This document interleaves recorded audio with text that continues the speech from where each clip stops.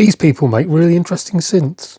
Anyway, 2 grams of Gary BUSEY. Here's some I prepared earlier. Just over 2 grams because I need to take the stalk out of one of these. It's a fairly decent sized stalk. This has been in with a 72% bag overnight. We've got 205 there, so let's leave that there.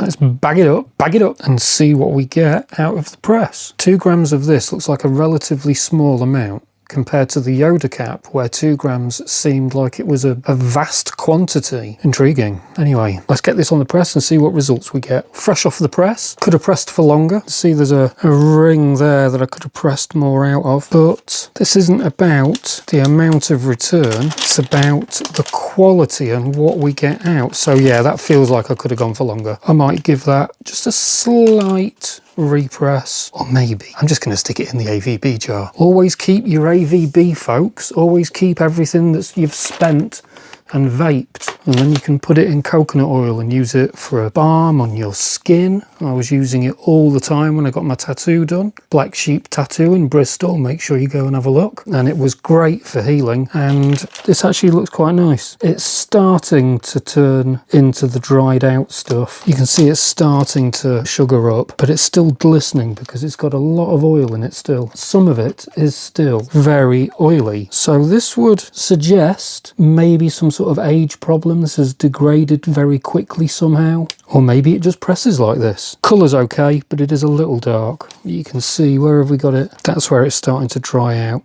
Oops, just there. We've got some of the dry stuff. So I don't know how old this was.